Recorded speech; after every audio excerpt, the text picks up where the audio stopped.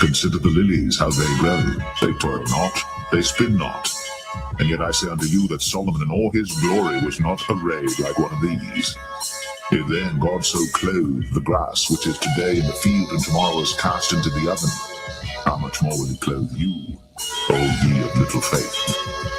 And seek not ye what ye shall eat or what ye shall drink, neither be ye of doubtful mind. This is our kingdom, a kingdom of righteousness. Praise the Lord. Praise ye the Lord. For all these things do the nations of the world seek after, and your Father knoweth that ye have need of these things. But rather seek ye the kingdom of God, and all these things shall be added unto you. Fear not, little flock, for it is your Father's good pleasure to give you the kingdom. Sell that ye have, and give alms. Provide yourselves bags which wax not old, a treasure in the heavens that faileth not, where no thief approacheth, neither moth corrupteth. For where your treasure is, there will your heart be also.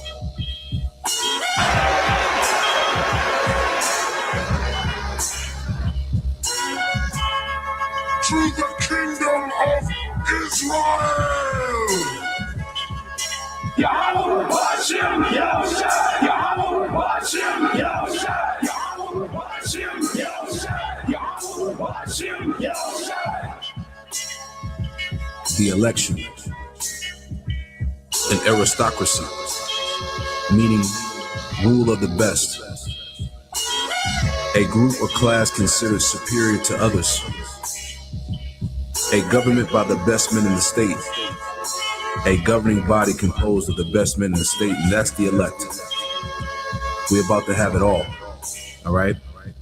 Psalms 37 and verse 11, and it reads, "But the meek shall inherit the earth, and shall delight themselves in the abundance of peace."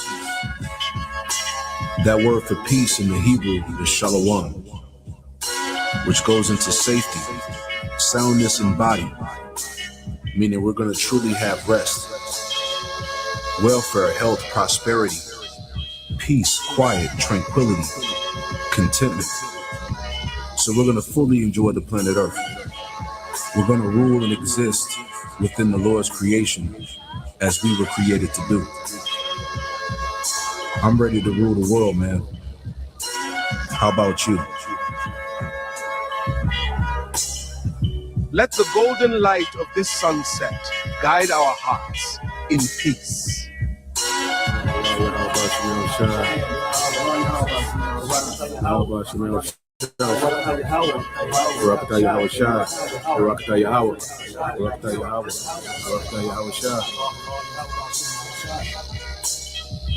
Fear not, little flock, for it is your Father's good pleasure to give you the kingdom. Sell that ye have, and give alms. Provide yourselves bags which wax not old, a treasure in the heavens that faileth not, where no thief approacheth, neither moth corrupteth. For where your treasure is, there will your heart be also.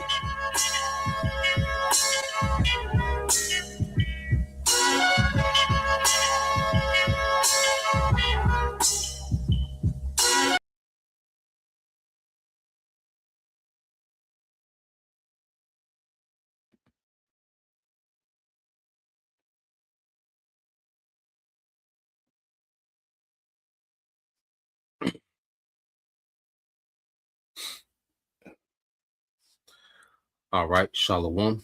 First and foremost, I would like to give all praise and glory unto Yahweh Bahashem, Yahweh Shah Bahashem, Makakwadash, and double honors unto the apostles and the elders of GMS who rule well, teach well, being great examples to us younger brothers.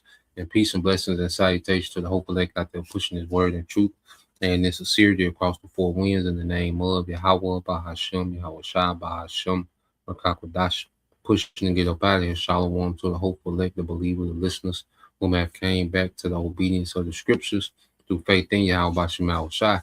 All right, coming with another, morning news and prophecy, going into, fabricated shortages, all right, meant to establish a technocracy, man, and this devil, as the pressure is on, all right, because of prophecy. He's devil, he's all in. Esau has no choice but to be all in.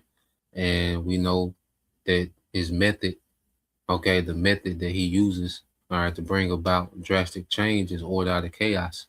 Okay, World War One, was a major, order out of chaos. World War Two was a major order out of chaos. Okay, certain crises, 9/11, certain false flags events. Well, that's his way of bringing about change, through crisis, through, major events, through poly crisis, multiple crises. And see, we're coming to the time now, that he wants to transition to a technocracy, man. So what we're seeing, is a lot of fabricated shortages, certain things, the most high doing causing droughts, in certain areas, and the devil is able, it plays into his agenda. And we have to understand, that these shortages, a lot of these things are engineered, and it's a lot of things that the Lord is doing, man. Well, all of the Lord is doing, because the Lord is putting the spirit on Esau to engineer and tamper with a particular thing, because the Lord wants a famine. The Lord wants depopulation, man. Okay, and Esau is a tool that's being used for judgment on the left hand side. All right, this is the Most High swinging his sword on the left hand side. Okay, in the earth. Okay, but we know that final judgment is going to come from the right hand side, in which Esau going to get caught up in that judgment, man, when he sends Yahweh Shai. Okay, so what we're going to see, is these shortages, and a lot of these things are going to be fabricated, but also, there's going to be actual shortages, in certain areas, because he wants to depopulate. There are nations that are going to actually, come into a shortage, because Esau has made, the world, so dependent, on oil for energy. All right, that it's going to be a, when you disrupt the flow of energy, okay, there are going to be actual shortages, man. And he can run with this narrative, to say that there's global shortages. Okay. And this devil got this thing mapped out. And that's why we keep hearing the same thing, in these echo chambers, concerning, these shortages, man. All right. Because ultimately the devil want to bring about what? A system of rationing. Okay. And this system of rationing is going to be a digital system, to keep up with everyone's rations and, everyone's new ID. It's going to be a system of complete control, which is a technocracy, man. But to herd people into this technocracy, the digital system, the devil is going to, these governments are going to have to declare these emergencies for all these crises. All right, these crises that's happening at the same time, and start to ration, man. Start to ration food. Okay, start to ration energy. Okay, because this new world order system is a system based off of rationing, man. Okay, so we see the devil fabricating these things, so he can implement, systems of rationing, which is going to be governed by what? AI, digital, okay, ID, okay, the technocracy, man. So let's get a couple of precepts and see you Israelites that refuse, to humble down to this word to listen. You see, you're finna go, all right, into some hard times, man. Speaking to you tribes, man, because the other nation, they just got to deal with what is. Okay, but the Lord, as the scriptures say, has sent us to be watchmen unto the house of Israel. Okay, and you have a remnant that's going to take heed. Okay, and then you're going to have the majority of our people, they're going to walk right into these times, man. Okay, with no hedge, with no protection, with no clue of understanding, confused. You see, and it's gonna be a time for suffering, man. The Lord finna bring suffering to the earth, man. When you look at Ezekiel 7:3, it says, "Now is the end come upon thee." We're at the end of this thing, man. Okay, Esau, he's in this escalation trap with these wars. Okay, he know that he have but a short time. His enchantments, are getting weaker. They wearing off. Okay, you see, his AI, he's limited with resources, man. So this devil, the Lord putting this man in a position to where he just got to go for it, man, whether he ready or not. It says, "Now is the end come upon thee, and I will send my anger upon thee, And this is speaking to Israelites that's going to get caught up in the judgment as Esau attempts this new world order, man. Okay, it says, and will judge thee according to thy ways, and will recompense, all right, recompense upon thee all thine abomination, man. So Esau is going to be a tool used, all right, for the Lord to judge on the left hand side, and a lot of our people finna get caught up, but this gonna be the Lord recompensing them, man. Because most of our people they still worship this man, and the same system that our people worship, and the same system that the Lord is finna bring suffering through, man. Okay. Verse 4 says, and my eye shall not spare thee, neither will I have pity, but I will recompense thy ways upon thee, and thine abomination shall be in the midst of thee, and ye shall know that I am the Lord Yahweh by Shema Shai. So the Heavenly Father is going to make statements all across the board, man. He's going to make a statement of 2/3. He's going to make a statement of Esau, okay, and these heathens, man. And Lord will, we fall into his mercy, man. Lord will, we're getting ready to be changed, man, and rewarded, as he's getting ready to punish the earth, man. You see, the House Shah is coming back with their dual purpose, man, of mercy and wrath, man. And may we fall into his hands of mercy, man. Okay. Verse 5 said, thus said the Lord, power and evil, and only evil, behold, is come.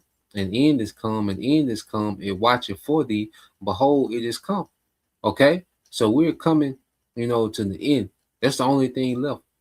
The end is already set. It's already a set time, okay, for the Lord to end the rulership of Esau Edom. Okay, but the good news is the end of our captivity. Okay, and in these end time, it's going to be full of evil, which is bad times. Okay, Lord will we of that number, man, that we, okay, have mercy, man. You see, but the only thing left for this kingdom is judgment, man. Judgment, okay, and mercy. That's the only thing left, man. And the mercy is for their remnant, those that was predestined, to come back to the obedience of the scriptures through faith, okay, and endure to the end, even if it means death, okay. And then you have everyone else, man, that's finna go through these evil times, man, that's finna have to deal with the worst times ever, man. Okay, and the Lord already just as He got it, appointed, for the hopeful elect, to receive mercy, certain miracles, certain provisions, even the standard lifted, okay, for the remnant in these last days. Well, on the flip side, man, the Lord got appointed terrors and judgment, okay, for 2/3, man. And these shortages are gonna play a major factor, man, because guess who's gonna suffer first, man? Okay, when things get short, okay, it's gonna be the tribes, man. You see, Jeremiah 15:1. Then said the Lord unto me, though Moses and Samuel stood before me, yet my mind could not be toward this people, and cast them out of my sight and let them go forth. And Moses and Samuel represented mediators. Okay, Moses was a mediator. Samuel, was a beloved judge of the Heavenly Father. He was a mediator, unto Jacob. You see, but now that mediator is Yahweh Shai. All right, and since our people reject Yahweh Shai, well, they have no one mediating for them in the heavens, man. No one is vouching for them in the heavens, man. So they just out here, man. For the taking. All right, and the Lord has a plan for them.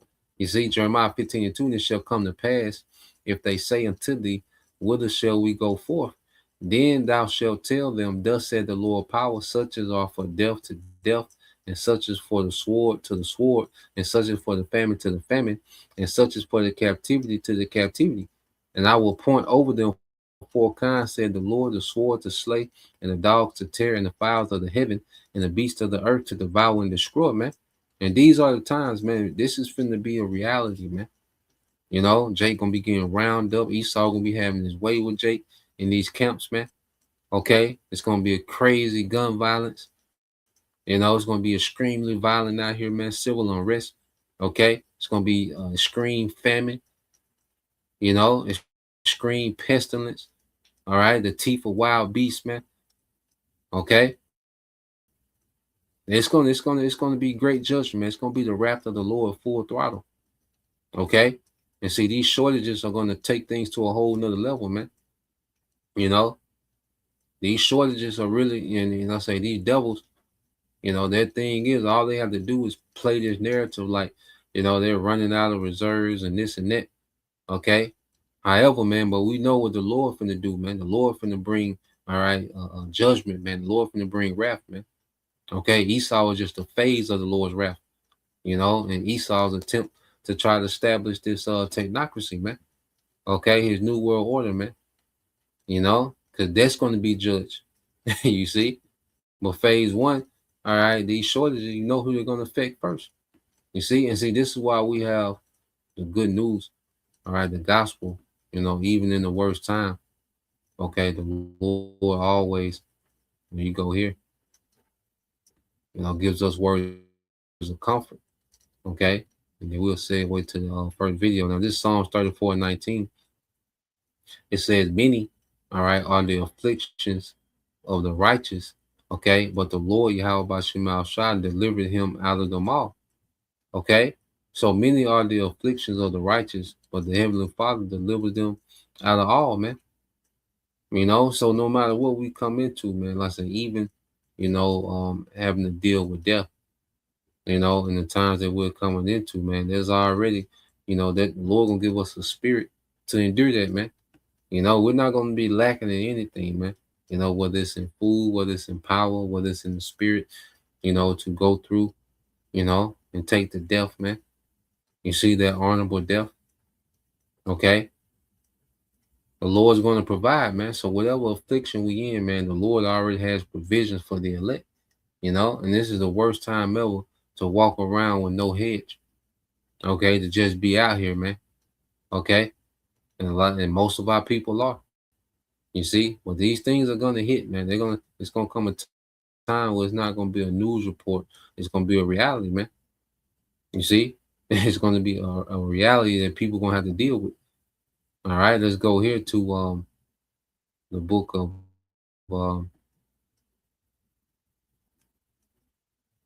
Psalm 37.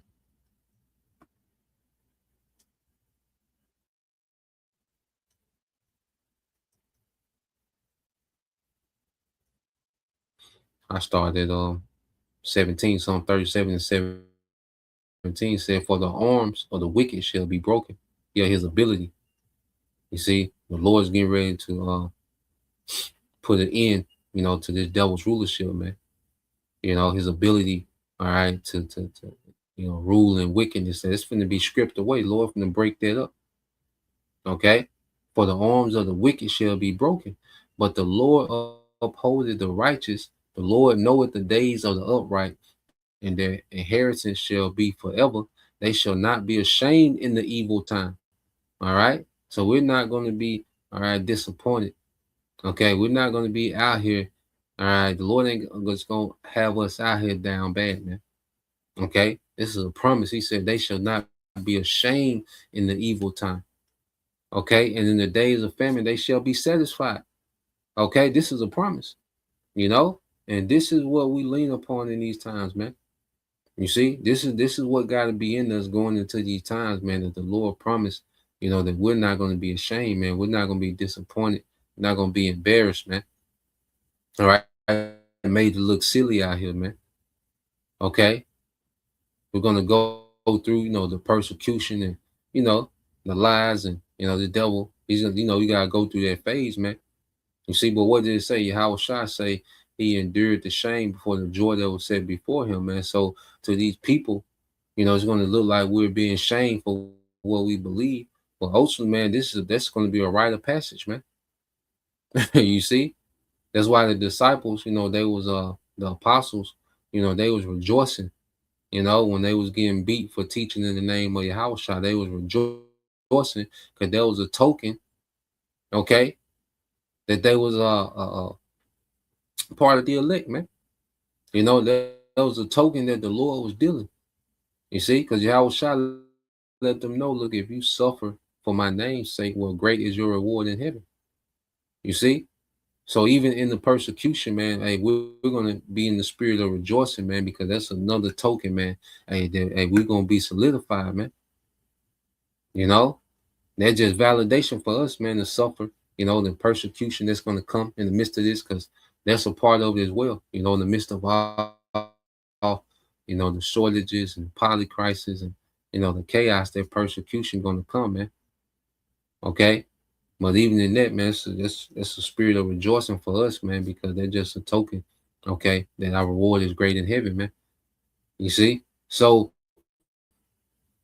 let's go from there. I wanna get this first video dealing with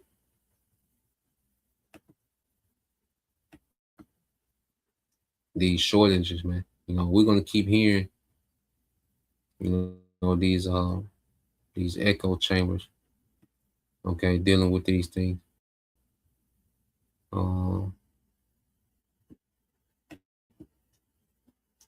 Let's see.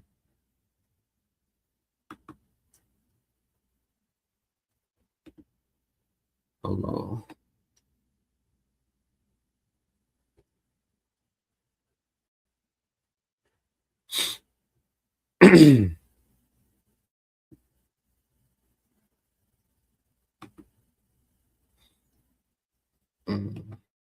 Let me go to this.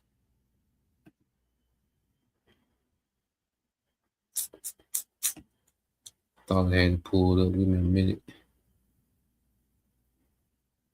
think I watched it yesterday.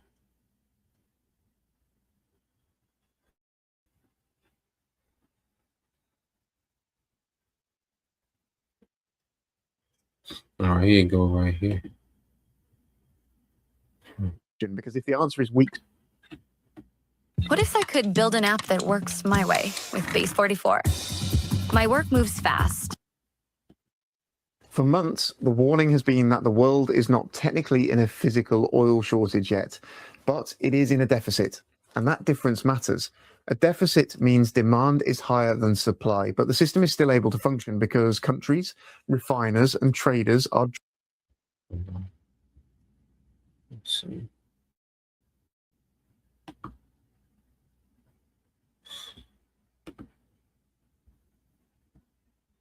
She's playing. Drawing down stored oil. A shortage is different. A shortage is when the stored oil cushion gets too low.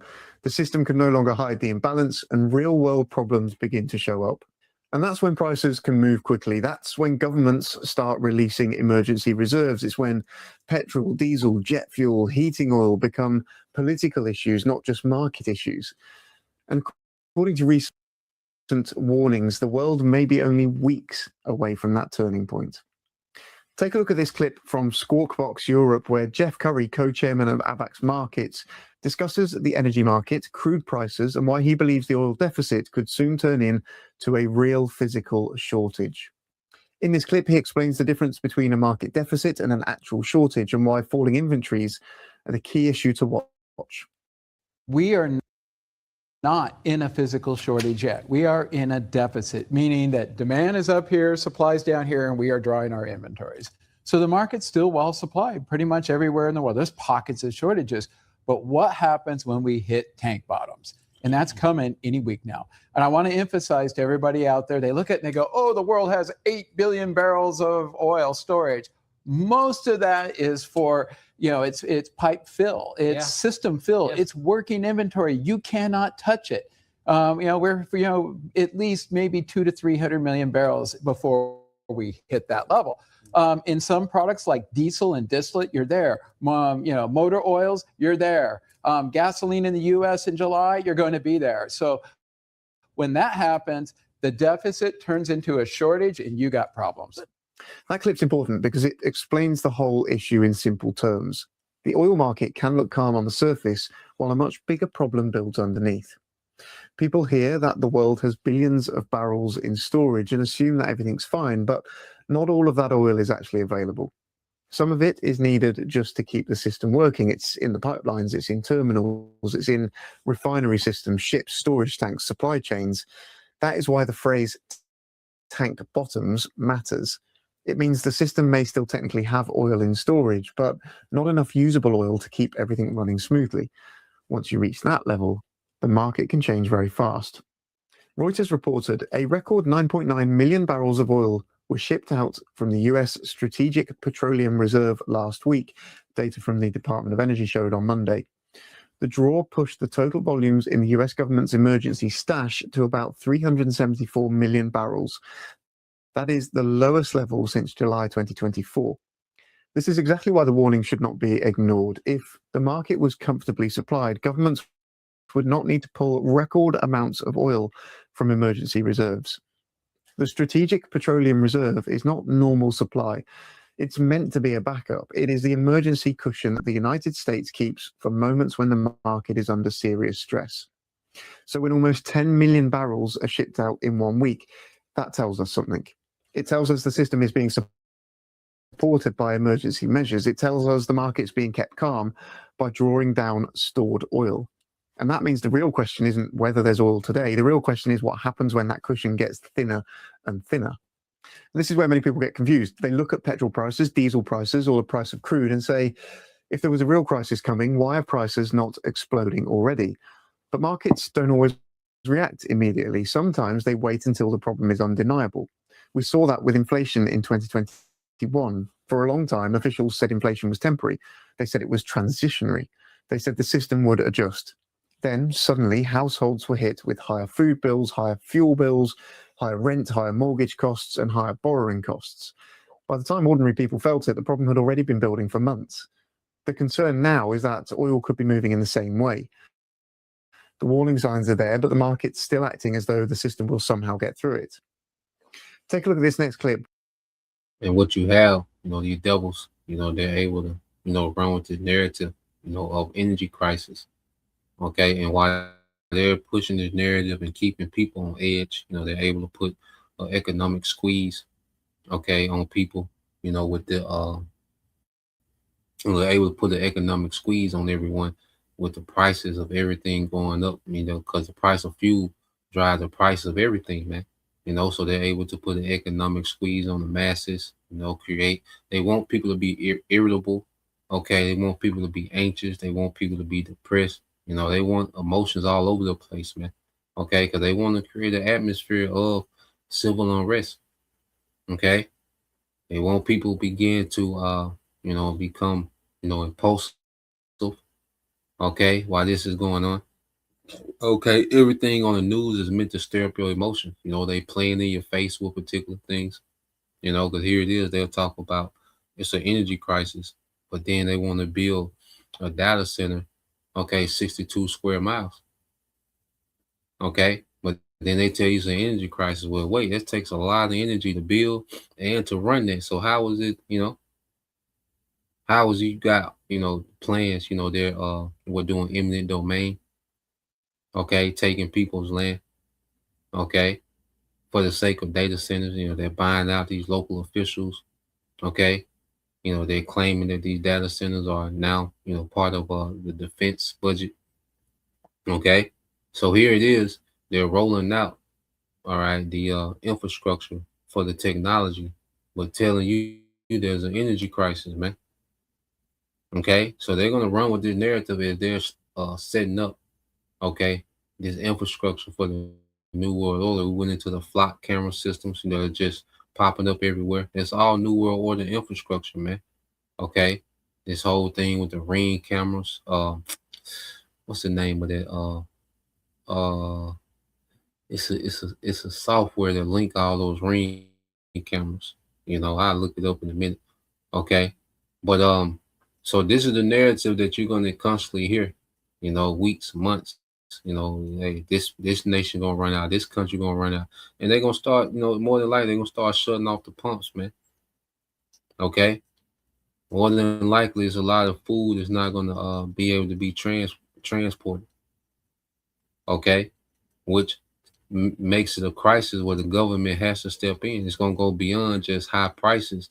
Now the next phase is rationing.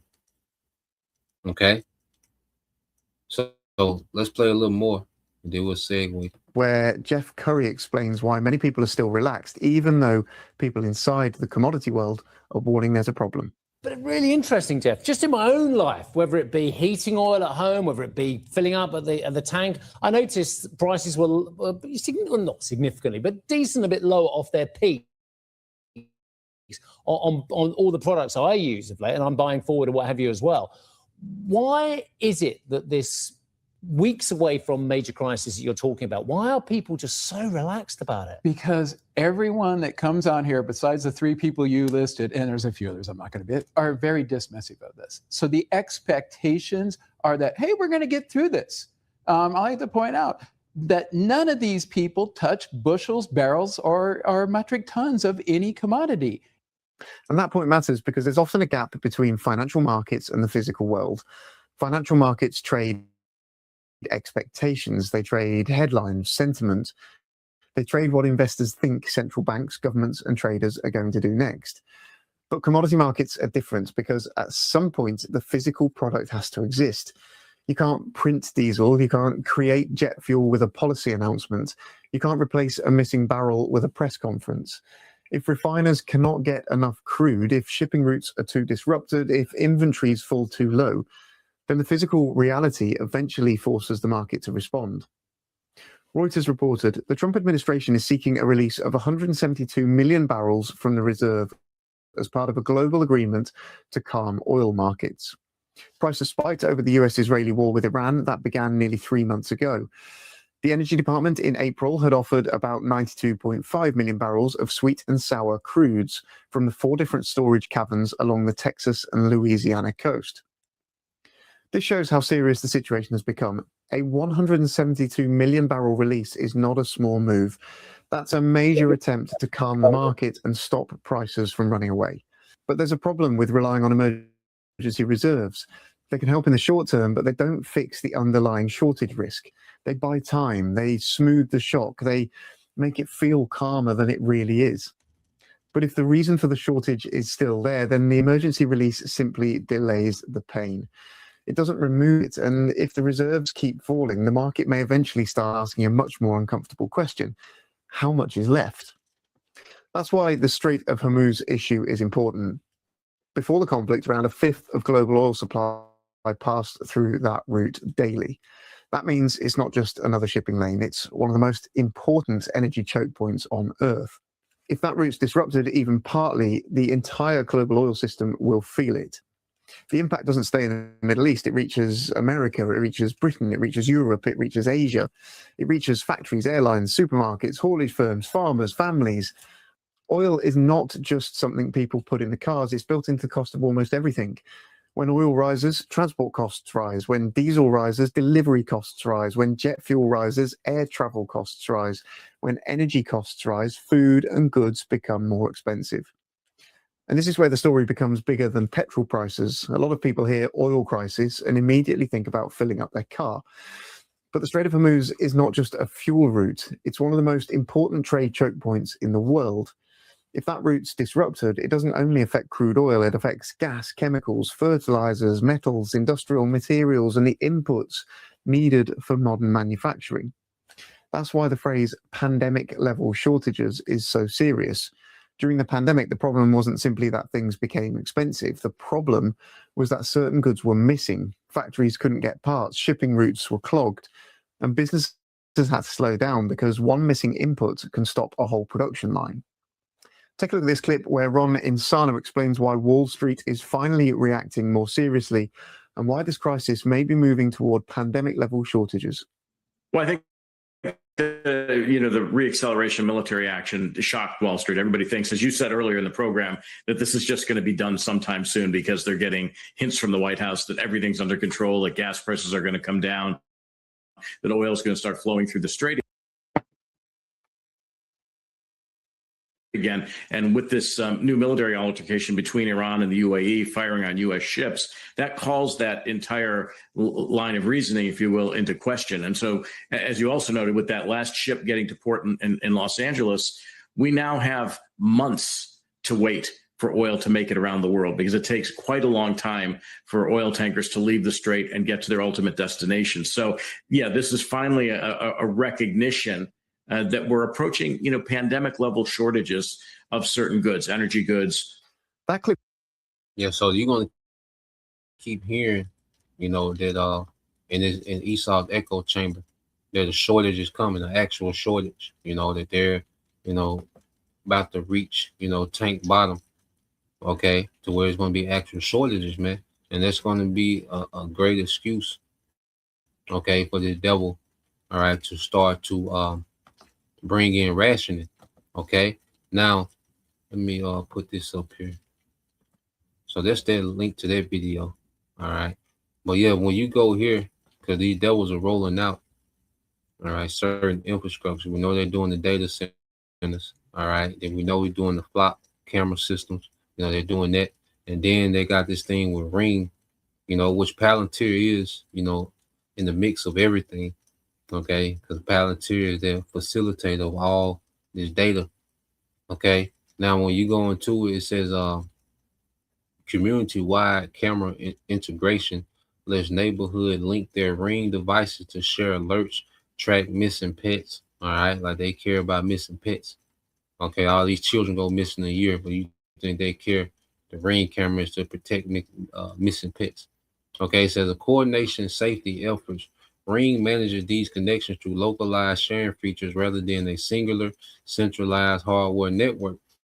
It says law enforcement agency use this system to request video clips from residents, all right, in specific neighborhoods to assist active, all right, investigation. You can manually choose whether to share your footage, all right, and request or publicly log in your feed. And you best believe that they don't need your permission to tap into your camera system, man. Even if you don't have the Ring camera, all this technology, if it's on, all right, this devil's database, okay, he can tap into it. Your phone, your home cameras, okay, your car, you know, these newer cars with all this technology into it. That's another thing why he wants to you know, make gas unaffordable for the common person, man. You know, so he can push these newer cars. I believe there's a uptick in people buying these EV vehicles, these electric vehicles. Okay, because the EV vehicle is better suited for the digital public infrastructure, man. Okay, so he's herding everyone into a digital infrastructure, man, to a technocracy, man. You know, and now he just needs to create the chaos, okay, that makes the technocracy look like saving grace. Okay, and what it's called, this the name of it. It's called the AI search party. You know, that's the name of that feature. You know, on these Ring camera called search party that link all these Ring cameras together. Okay, they said this feature use artificial intelligence to scan outdoor cameras within your vicinity when a pet is reported missing. Alert owners if a match is detected so they can share the clip, man. Okay, and ultimately that's just surveillance state technology, man. Okay, has nothing to do, all right, with no goddamn missing pet. Okay, no Yorkie. Okay, little bulldog. They don't give a damn. Okay, about no missing pets. Okay, they have people, you know, already installing. Okay, the surveillance state, man. You know, they're doing it in these public on these public buildings, private buildings. Okay, and now people are putting it on their residence, man. Okay, which it is what it is. You know, then that's the wrong if you got cameras, man. Because at the end of the day, your house shot coming to destroy all this, man. You know, because there's nothing wrong with having cameras on your property. We just know where they're going with this, man. You see, we know where these devils going with all this, man. All right, so let's go from there and go into what these devils are building out. So prepare to hear more talk about, you know, these shortages. You know, then you still have, you know, these certain viruses. Now they pushing Ebola. You know, there's Ebola back on the scene. Okay, you still have this thing with the Hunter virus. Okay, which would be another platform to you know, will be another, you know, reason, another narrative that they can push lockdowns, man. Okay, so let's go to this video here. All right, this guy Patrick Wood, you know, so he's going to discuss some things, and this is, let me see, because the crisis lead to the implementation of the technocracy, man. You know, they're just putting the last, you know, touches on the trap. You know, get it to the point to where they can trap a lot of people into this system. Okay, so let's play this.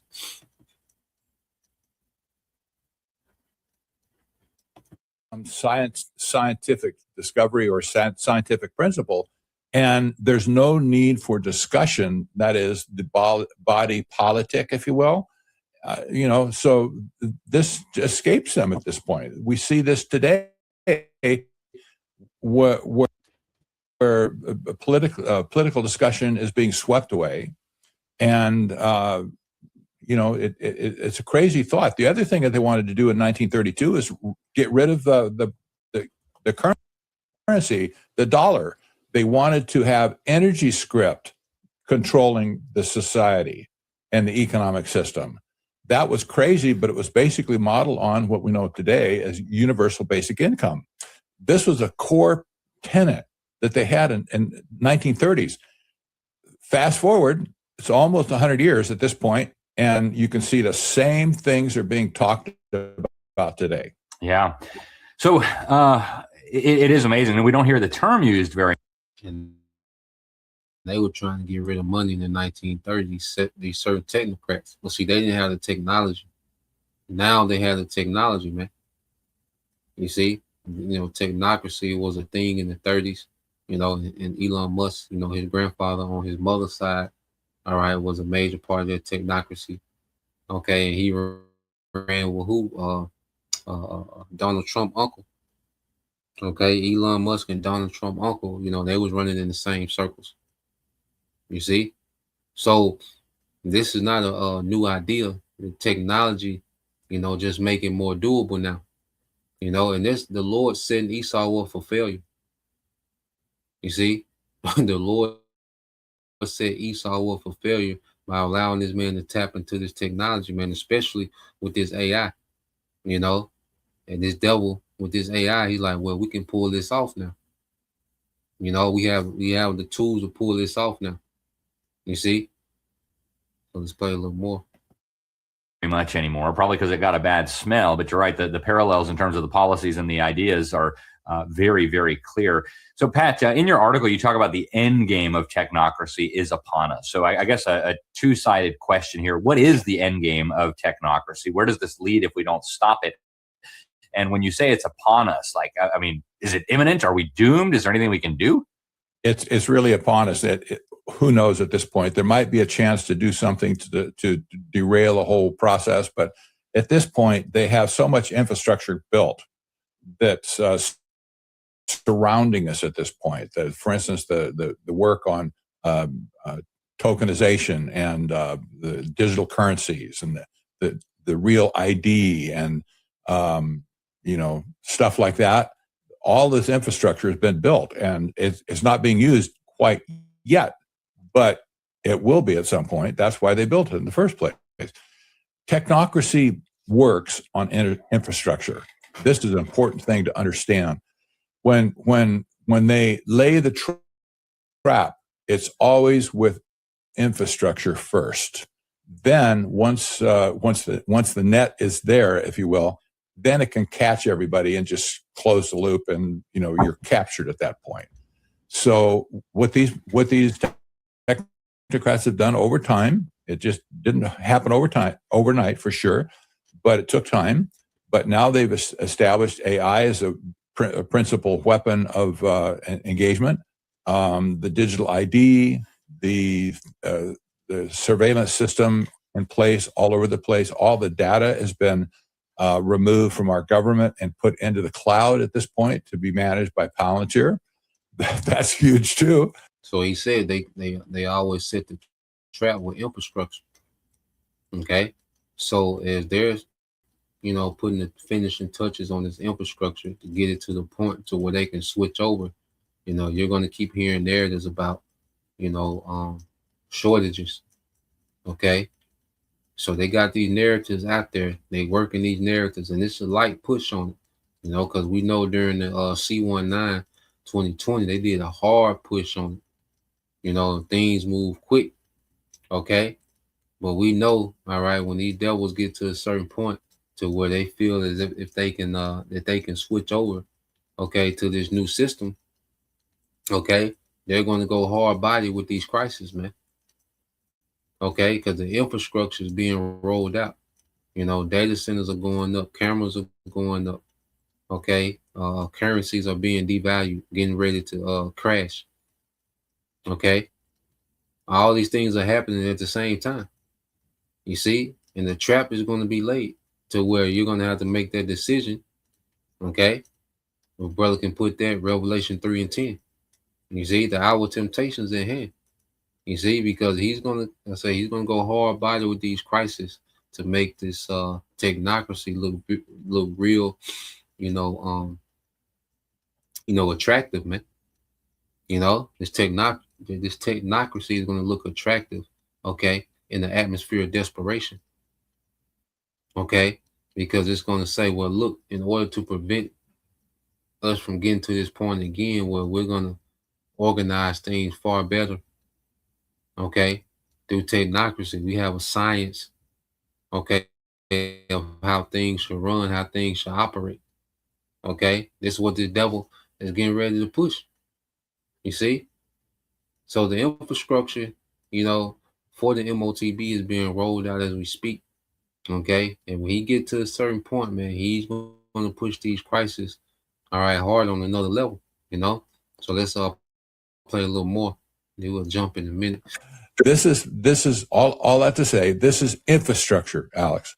So when infrastructure gets established by these technocrats, they're expecting the return on their investment to put people into a digital gulag at some point. That's very, very creepy. Now, so let's fast forward a thing like that. Let's go by here. Well, let's get this preset the brother got. So this is let me see that yet. Yep. This is the brother. All right. Ancients knew, why don't we? Revelation 3:10 says, because thou hast kept the word of my patience, I also will keep thee from the hour of temptation, which shall come upon all the world to try them that dwell upon the earth. So there's a time coming when these devils get this system to a certain point. Okay. When they get this infrastructure to a certain point, they're going to hit the switch on this old infrastructure, man. And that's going to be that time of testing, man.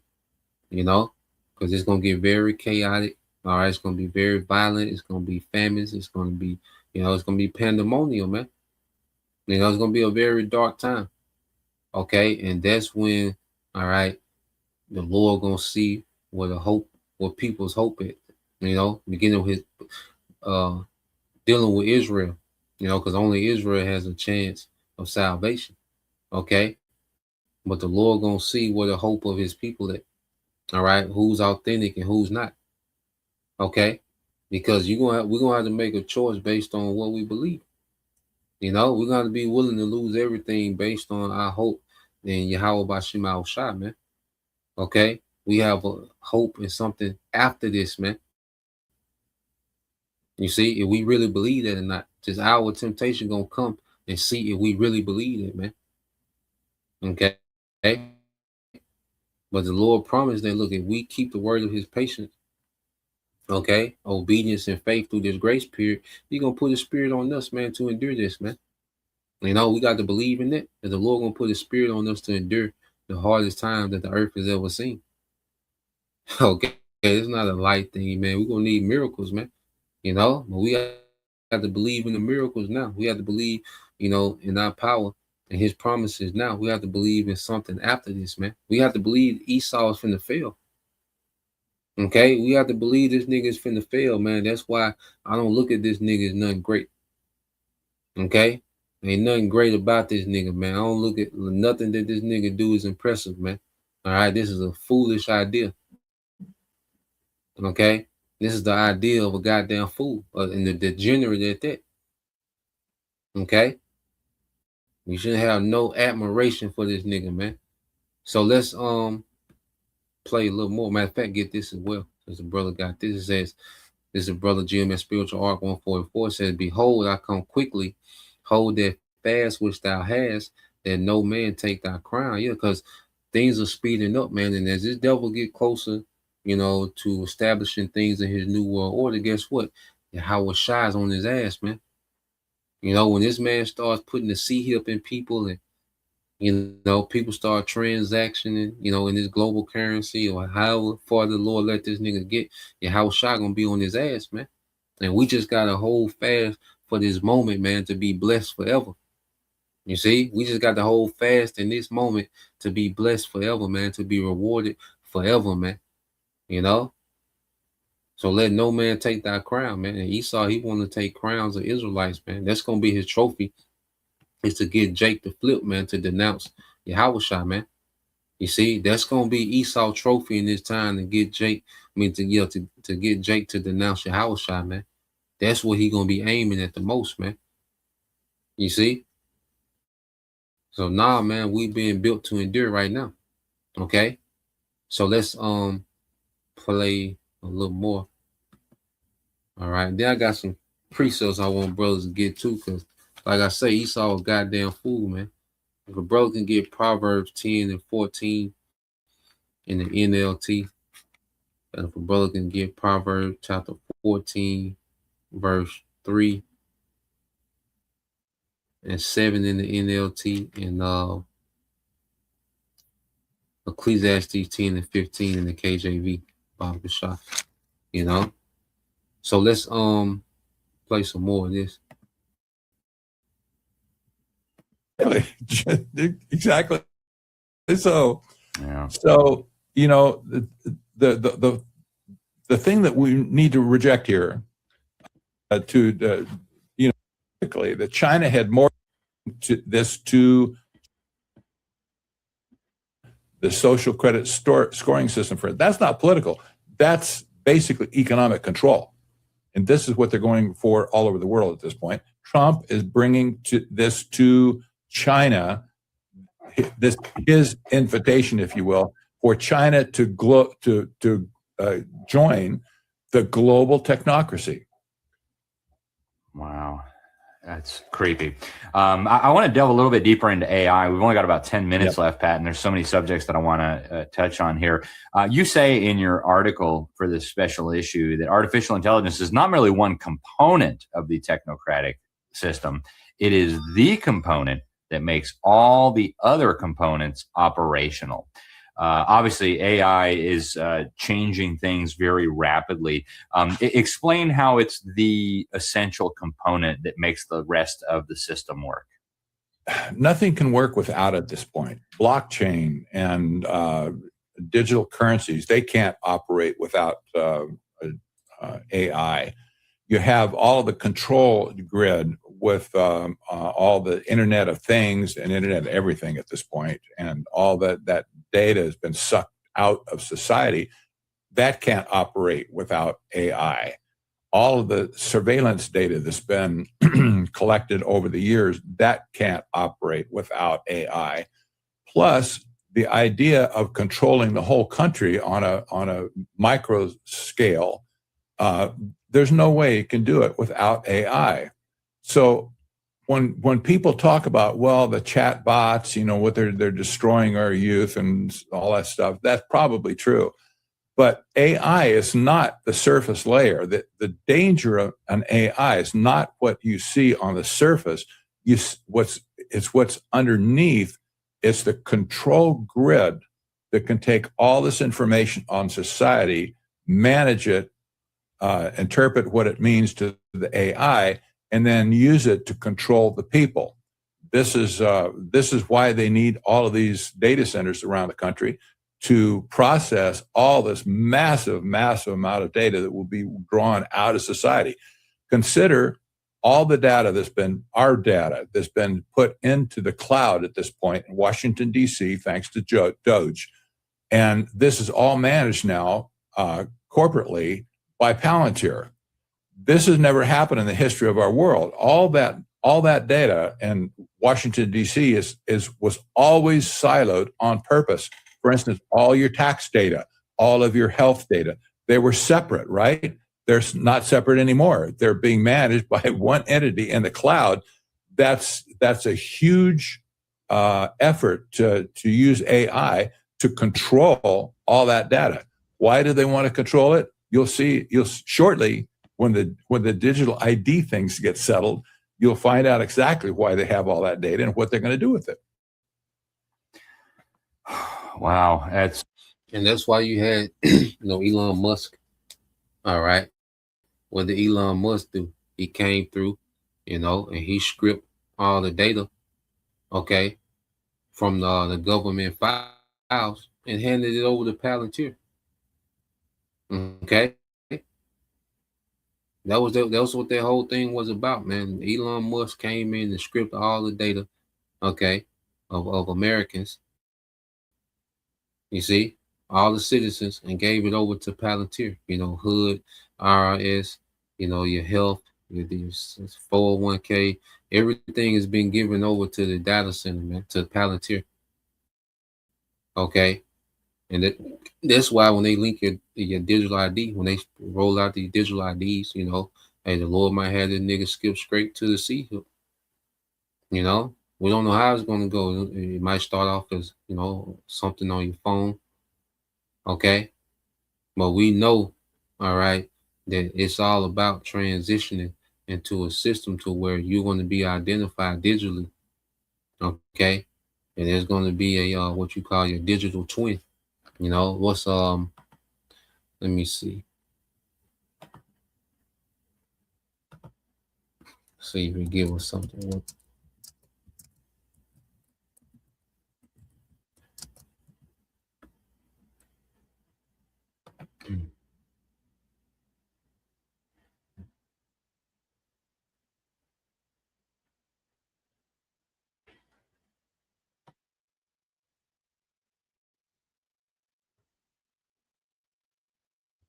So let's go here.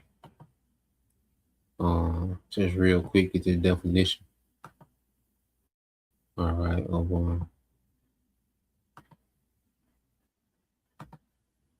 so when you look it up, it says, what is a digital twin? It says a digital twin is a dynamic virtual replica of a physical object, system, or process, okay, which is including people, man. Okay, it says it pairs the physical entity with real-time data and artificial intelligence, allowing organizations to monitor performance, okay, run simulations, and predict future outcomes without interacting with the real world asset. Okay, so they want everyone to have, everyone that survives the chaos, they want them to have a digital twin. Okay, and the digital twin is going to be based off all your information, your data, your patterns, your habits, and that's what they need AI, to pick up on your habits, okay, your routines, okay, your facial expression, all these things, and then they can use that to what? All right, monitor your performance, run simulation, and predict your future outcomes. Well, according to your digital twin, okay, you're gonna go rogue. You're gonna go against the system. According to your digital twin. All right, artificial intelligence has predicted, okay, that you're gonna start a rebellion, so forth and so on, man. You see, this is the madness that this man is trying to bring to the earth, man. Him trying to play the Most High, man. Okay, it says unlike a standard 3D model or static simulation, a digital twin relies on a two-way flow of information. Sensors, okay, on the physical object, the C-HIP, send live data to the virtual model, and the virtual model uses the data to run diagnostics or optimize that can be applied back to the physical twin. Okay, so this devil's gonna be able to send instructions. All right, what you need to do based on, the prediction of AI. Look, you need to start doing this. You need to start doing that. You need to, you need to get educated on this. Okay, all type of madness, man. And then you got a thing called a digital footprint. Let's see what that is. A digital footprint. Let's see. It says a digital footprint is a unique trail of data you leave behind while using the internet. It includes the website you visit, emails you send, online purchases you make, and information you share on social media. Your digital footprint is built in two primary ways. Your active footprint, data you intentionally leave behind, such as posting it on social media, filing out online, filling out online forms, or subscribing to newsletters.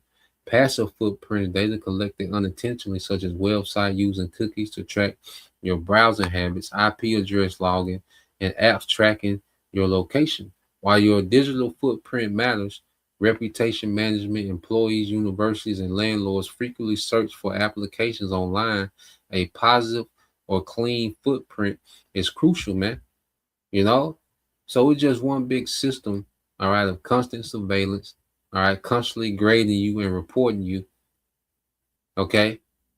Social credit behavior, a major behavior modification, okay? And then all of it is destructive to the earth. You know, it's another thing I had looked up. Let me look at this real quick. Let me see if I still got it pulled up. Yep. Okay, pull this up real quick. I meant to bring this out the other day. So when you go here, I just asked, could technocracy disrupt the natural world? It says yes, a technocracy could profoundly disrupt the natural world by prioritizing purely quantifiable data driven optimization over ethical and ecological nuance. A governance system run by technical expert risk treating ecosystem merely as complex machines to be engineered, managed, or heavily extracted for human investment. The natural world is vulnerable to this type of governance in several specific ways. It says hubristic geoengineer. Technocrat systems are prone to large-scale top-down interventions such as uh, stratospheric aerial injection or massive ocean fertilization to fix climate change. These actions frequently ignore the complex, interconnected web of ecological responses. Yeah, he don't care.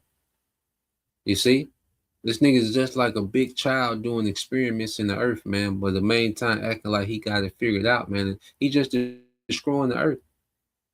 You know, and a lot of things that this nigga be finding out be shit he be finding out on accident just from tampering and messing with every goddamn thing, man. You know, certain things are intentional. You know, the Lord opened this nigga up, man. You know, and then certain things this nigga find out just by tampering, okay, and destroying the earth. He find out new things to do this and do that.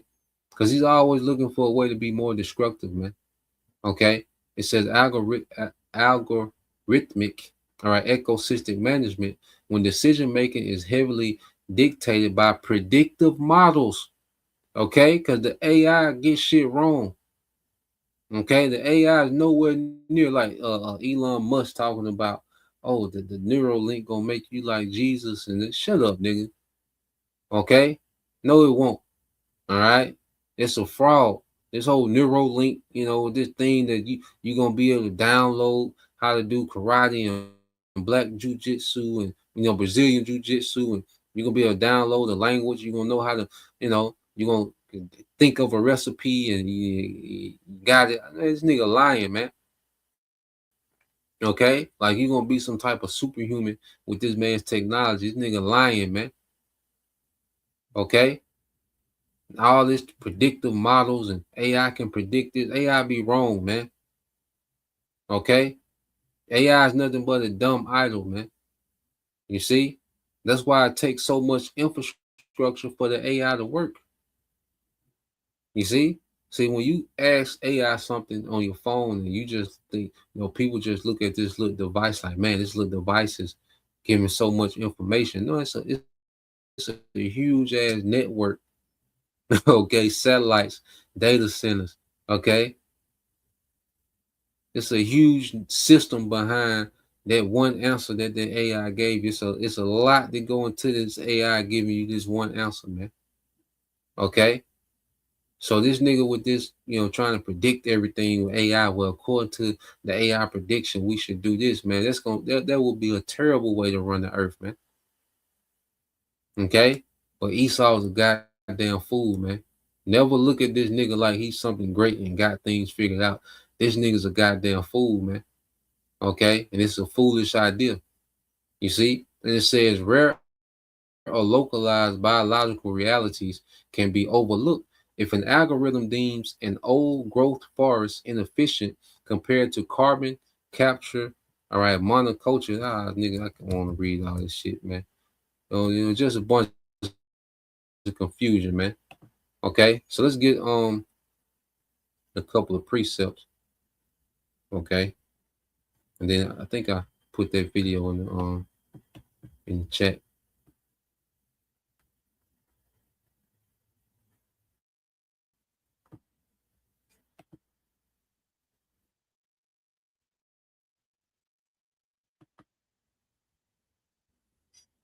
So we get a couple of precepts.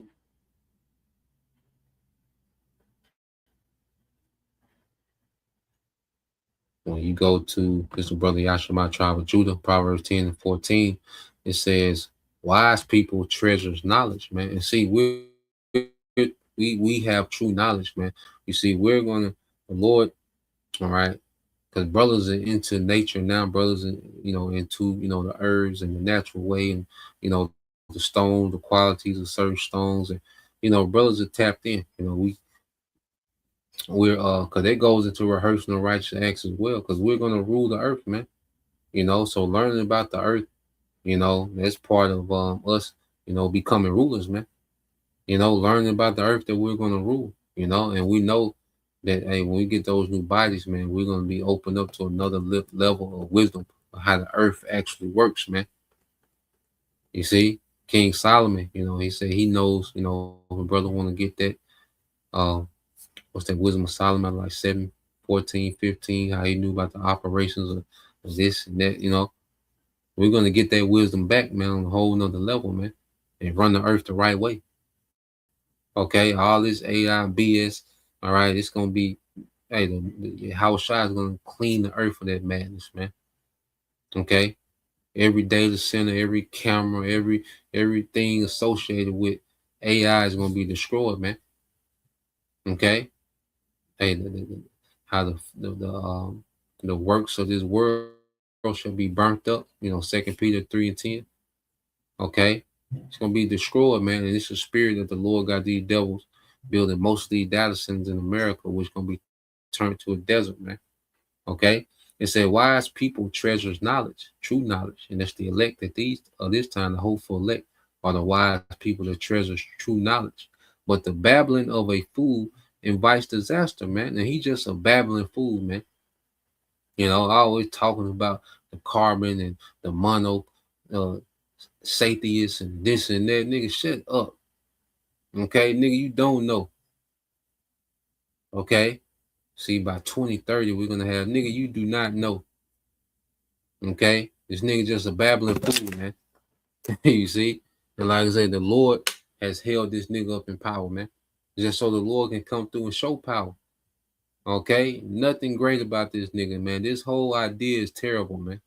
Okay, this will be the tackiest, all right, empire ever if the Lord just allowed this man to run this system. Okay, no flesh will make it. Why do you think the scriptures say no flesh will make it? Because this system will be terrible, man. When it says no flesh will make it, it's talking about this BS this nigga trying to establish, man. Okay, this will be terrible for people, for the earth. It's already terrible now under this nigga, man. So it'd be just another level. Okay, so he just a babbling fool, man, and he's inviting disaster, man, from the Lord. Okay, it says let's jump down. All right, let's get this in Proverbs 14 and 3 in the NLT. It's brother Yashima tribe of Judah. It says, a fool's proud talk becomes a rod that beats him, but the words of the wise keep them safe, man. So the words of the wise, okay, which is the hopeful elect of these times, well, this is safety in this, man. You see? And it's going to lead to a deliverance. It's going to lead to being, having the Lord having mercy in these last days, and also a deliverance, man, where we're going to be safe forever. Okay? But the fool's proud talk becomes a rod that beats him, man. Okay? So this nigga proud talk, okay, is going to be a rod that beats him. It's going to turn to punishment, man. Okay? It's only so far that the Lord going to let this nigga talk and try to execute his wickedness in the earth, man. You see? And this devil, he's confusing his goddamn self, man. Ecclesiastes 10 and 15, it said, the labor of the foolish wearieth every one of them. Okay? So this man is laboring for this dumbass New World Order, and he's wearying himself, man. Okay? He's running out of resources for the data centers.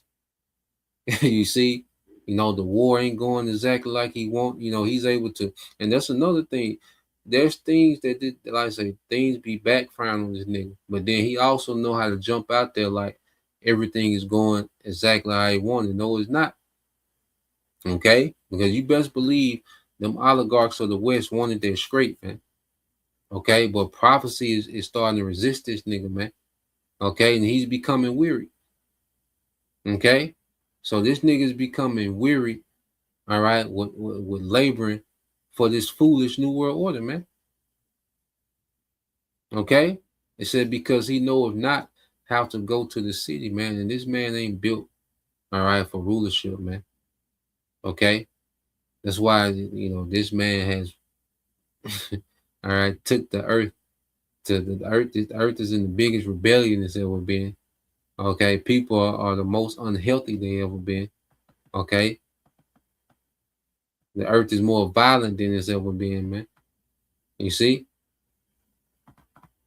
So let's get a couple more. Yeah, the Esau has the earth operating on a very low level. You can't even you don't even smell the earth anymore. You know? Let me see.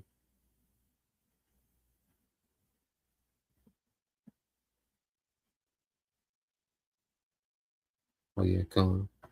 So when you go here, this is brother GMS Spiritual Art 144. It says Wisdom of Solomon 7 and 17.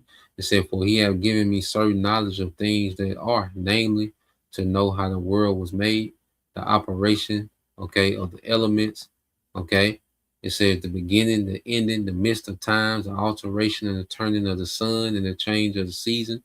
You see? So King Solomon had the knowledge needed to run the earth in its proper order. Okay.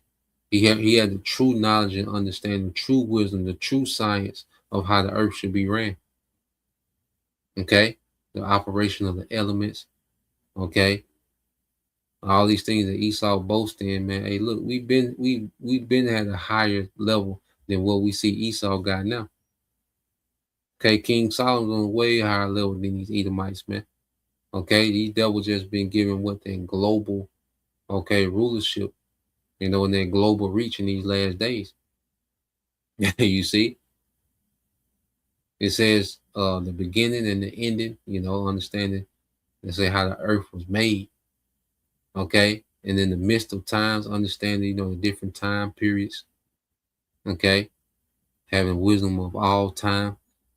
You see, the alteration of the turning of the sun, astrology, which is astronomy, because astrology, that's when you go to witchcraft, but astronomy is just the knowledge of the celestial beings. Astrology, that's the witchcraft, the dark magic, that goes with it. All right. It says, and the change of seasons, all right, the weather, the circuits of years, and the position of stars, was that's heavy for agriculture because it was Jake. I think it was Jake that came up with the almanac. Okay. When you go into it, it was Jake that came up with the almanac, man. Okay. Let me see if we can find that real quick. And while I'm getting this, can the brother post Wisdom of Solomon 6 and 24? Okay. Let me see. I remember my brother saying that. Because you need to know the seasons, dealing with the sun and all that, the stars. Because you gotta know that information when it comes to planting and harvesting. King Solomon, he understood that, man. He said that.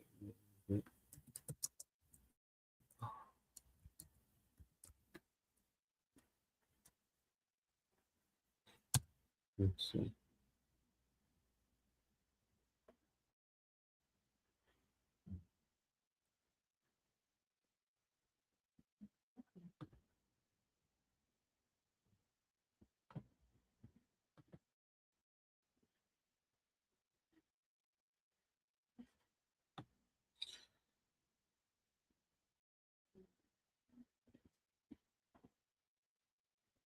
Yeah.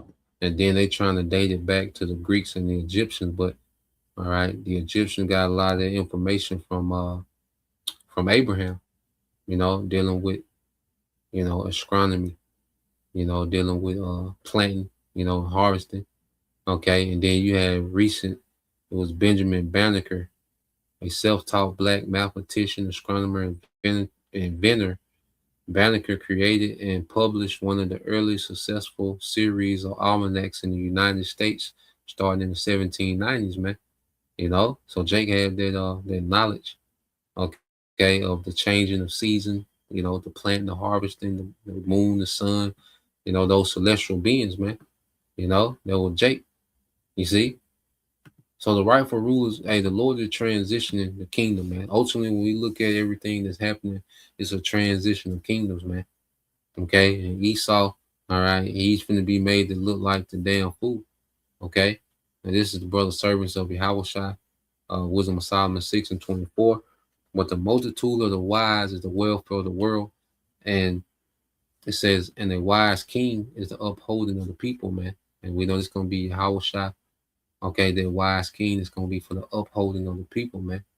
Okay, we're really going to see the earth function, in this full capacity, in this strength. You see, so Lord will, we're joint heirs, with Yahushua, you know, and then and you, the rest of the 1/3, because you have the first fruits is going to be part of the governing body with Yahushua. Okay, then you're going to rest of the 1/3 men, women, children delivered, under their government, man, under Yahushua. Okay, so Lord will, we endure, but Lord will, you brothers and you sisters, edify once again. I want to give all praise, honor, and glory unto Yahweh, Bahashem, Yahushua, Bahashem, Makakadash, and double honors unto the apostles and the elders of GMS who rule well, teach well, being great examples to our younger brothers, and peace and blessings and salutation to the hopeful Shalom.